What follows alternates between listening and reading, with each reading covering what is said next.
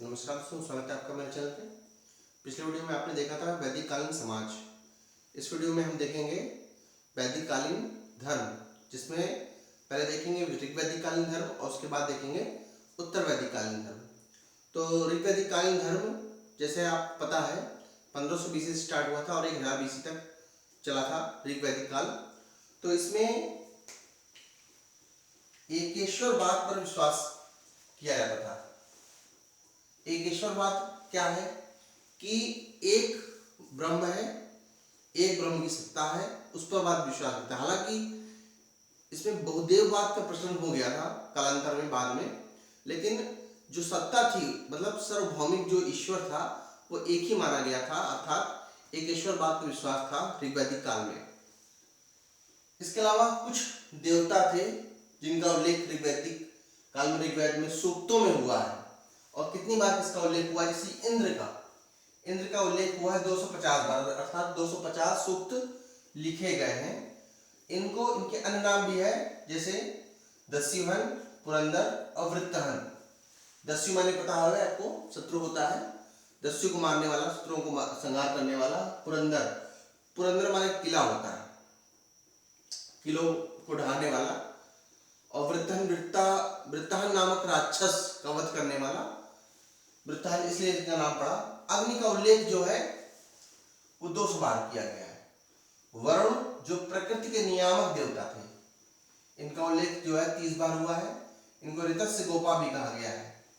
प्रकृति के नियामक देवता के कारण इनको ऋतस्य गोपा भी कहा गया है। और ये इनका उल्लेख जो है वो 30 बार हुआ है। पूषण पशुओं के देवता, पूषण जो है पशुओं के देवता। अरण्यानी जंगल की देवी। देवियों का उल्लेख जो है वो ऋग वैदिक काल में बहुत ज्यादा नहीं हुआ है, नगण्य हुआ है, लेकिन एक दो देवियों का उल्लेख हुआ है वहां पे। तो इसमें एक अरण्यानी जो देवी है उनको जंगल की देवी कहा गया है। इसके बाद इंद्र देखा है आपने, युद्ध के देवता है।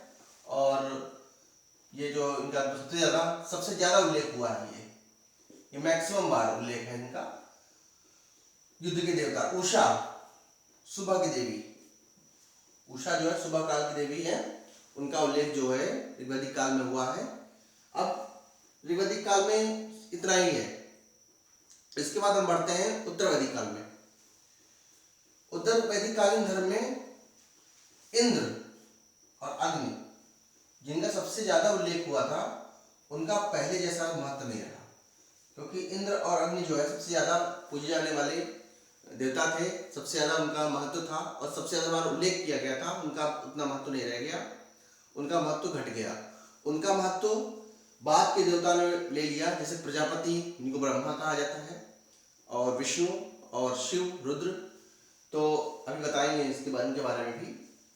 इसके अलावा विष्णु को संरक्षक के रूप में पूजा जाता था। आज भी जो कल्चर है उसमें संरक्षक माना जाता है, और रुद्र यानी शिव को संहारक माना जाता है, और ब्रह्मा प्रजापति को उद्भवकर्ता या सृजनकर्ता के रूप में माना जाता है। तो उत्तर वैदिक काल में भी यही कल्चर की शुरुआत हो गई थी, और विष्णु को संरक्षक के रूप में पूजा जाता था। प्रारंभ में विष्णु का स्थान नहीं था अपना, पहले जो है मूल रूप से इंद्र और अग्नि पूजे जाते थे। और कालांतर में अर्थात उत्तर वैदिक काल में क्या हुआ कि विष्णु को संरक्षक रूप में पूजा जाने लगा था, तो उनका महत्व बढ़ गया, इंद्र और अग्नि का महत्व घट गया। पूषण शूद्रों के देवता, महत्वपूर्ण बात है, पूषण जो थे वो शूद्रों के देवता के रूप में प्रसिद्ध हुए। पूषण मूर्ति पूजा का आरंभ होने का आभास मिलने लगता है। इसमें कुछ प्रतीक चिन्ह ऐसे थे, या प्रतीक चिन्हों का जो प्रयोग किया जाने लगा था, उनको पूजा जाने लगा था, अर्थात मूर्ति पूजा की शुरुआत ये कहा जाता है कि उत्तर वैदिक काल से हुई थी या प्रारंभ हुई थी। उत्तर वैदिक काल में बहुदेववाद, वासुदेव संप्रदाय और खट दर्शनों का बीजारोपण हो गया था। बहुदेववाद मतलब एक भौतिक सत्ता में विश्वास था, लेकिन बहुदेववाद मतलब एक भौतिक सत्ता होते हुए भी कई देवी देवताओं का प्रचलन हो गया था। जैसे आप देख ही रहे हैं, इंद्र है, अग्नि है, प्रजापति, विष्णु, शिव और कई देवियां हैं।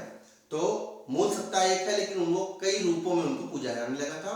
और इसमें मूर्ति पूजा के आरंभ के आभास भी मिलने लगे थे। इनमें कौन कौन से देवता थे? इनमें सबसे ऊंचा स्थान हो गया था प्रजापति का, जिनको ब्रह्मा कहते हैं। इसके बाद विष्णु का, और तीसरा स्थान पे थे शिव।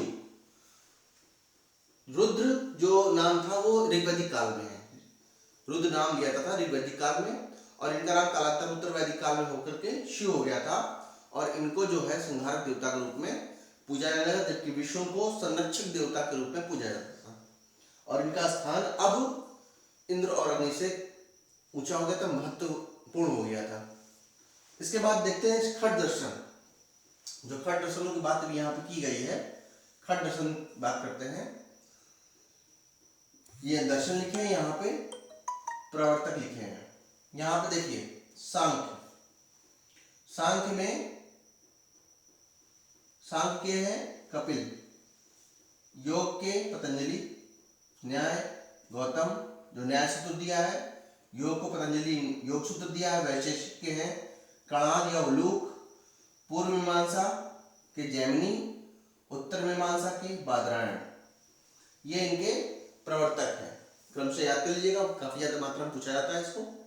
इसके प्रमुख धर्म पुरोहित, आपको पता है 4 वेद होते हैं। 4 वेद जो है ऋग्वेद और सामवेद, यजुर्वेद और अथर्ववेद, सबके पुरोहित होते हैं, अर्थात उनके मंत्रोच्चारण करने वाले। तो उनको अलग अलग नामों से जाना जाता है। कौन कौन से नाम है देख लीजिए। होता, ये मुख्य रूप से प्रार्थना करने वाले पुरोहित थे, और ये किसे कहा था?